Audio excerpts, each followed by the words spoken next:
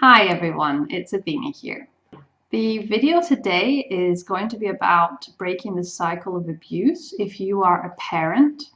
If you have children and you grew up in a dysfunctional home, then you might be concerned about passing on any negative behaviors onto your children. You might be worried that you are doing things that are harmful to your children that you are not aware of. So this video is for you. So the video is titled Breaking the Cycle of Abuse, How to Protect Your Children from Your Own Abusive Past. The first thing I want to say is that unfortunately narcissistic abuse is generational. If your grandparents were dysfunctional and they treated your parents in a certain way and your parents didn't seek out therapy and didn't heal themselves, then they will have also become narcissistic themselves and will have passed that on to you. And so it continues. So the best way to stop this is to heal yourself. If you are not able to look at yourself and be accountable for all your mistakes, be conscious of the things that you do and say, then you will pass these on to your children. Parenthood is a very difficult and daunting task. Parenthood is probably one of the hardest things you're ever going to have to do. I am not a parent myself. I chose not to have kids. Instead, we just have a dog, and that is my choice because I feel that I want to live my life with the sole purpose of helping others. I've decided that I'm happiest just with my husband and my puppy. So the first most important thing to understand is that if you have traumas from your past, from your parents being abusive, and you haven't addressed these traumas, you haven't worked through these traumas, then this is just going to keep popping up in your life. They're going to follow you around. You're going to do things that you aren't aware of. You're going to say things unconsciously. You are going to project your own anger, your own grief onto your children. So the most important thing is to start your healing journey. You need to get to know yourself in depth, and you need to take responsibility for your emotional pain and for your struggles. If you had a mother that was narcissistic, for instance, you have to become your own mother, because you never had this unconditionally loving mother. You didn't have this mother that you could turn to when you were struggling. So you have to look inside yourself and provide yourself with this mothering and this love that you didn't have.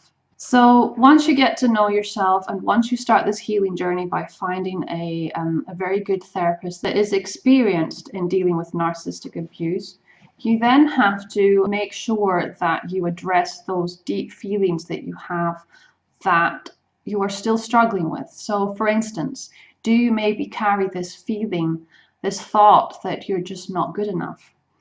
Did you feel that you could never measure up, that you could never get your parents' approval?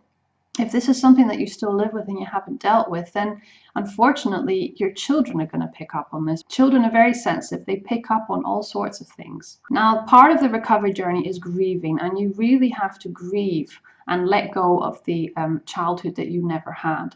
You really have to grieve the fact that you didn't have a happy childhood, or that you didn't have parents that were able to give you what you needed.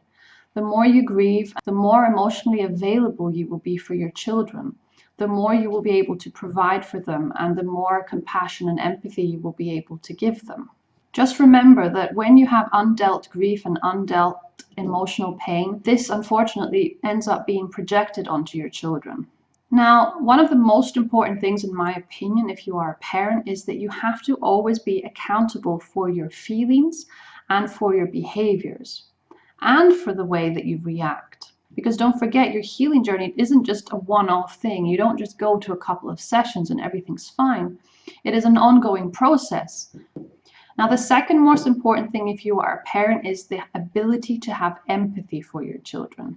You have to be able to listen to your children, to really feel what they are feeling, and to be able to offer them a sensitive understanding that you know what they are feeling. And sometimes it's as simple as saying to your child, I hear you. It's as simple as saying, I understand that you are feeling sad. Let's talk about it. What can I do to help you? Make sure that you are able to put yourself in your children's shoes. The third thing that is important is that you have to teach your children that they are worthy for who they are and not for what they do. A lot of narcissistic parents only give their children love when they achieve things or when they do things well. And if the children don't do something well, then they withhold love. They don't give the child attention. So make sure that you are always showing your child that you love them no matter what, that you love them no matter what mistakes they make, no matter what grades they get. They have to know that when they mess up, you will still be there, loving them unconditionally. Another thing that's very important is to be able to teach your children values and to teach them to respect themselves as well as respect other people. You don't want to encourage entitlement. That is another way how somebody becomes narcissistic. By telling your children that they are the best at everything, that they are better than everybody else, is just encouraging entitlement, and you don't want that. So make sure that they know that they are unique, that they know that they are special, but that everybody else is also unique and special in their own way, and that they are part of a bigger society where everybody is equal. Another very important thing worth mentioning is that you want to teach your children to be authentic. You want to allow them to be as real as possible. You have to accept your children for their individuality, even if they do things that you don't agree with. You can't allow yourself to get upset if your children do something that you don't like. You have to respect their wishes. You have to respect what they do. And of course, this is within reason. I'm not talking about you completely allowing them to go out and do drugs and to, commit crimes and stuff. I'm not talking about the extreme cases here. I'm just talking about accepting, for instance, that your child may have different political views to you, or that they may have an outlook on certain things that you don't agree with. That is what I'm talking about. And you have to allow them to have this individuality because they are their own person after all. Narcissists see their children as extensions of themselves, and you have to make sure that you don't do that. Another very important thing that you should keep in mind is to not allow dysfunctional secrets in the family home. Don't make your children keep secrets about another adult in the family. Make sure that if you are communicating in your household, that any secrets that are kept are minor secrets, such as maybe surprising dad on his birthday. Little secrets like that are fine, but make sure that there's no dysfunctional secrets, adult secrets that they should be keeping. Also, don't parentify your children. Don't share adult information with them.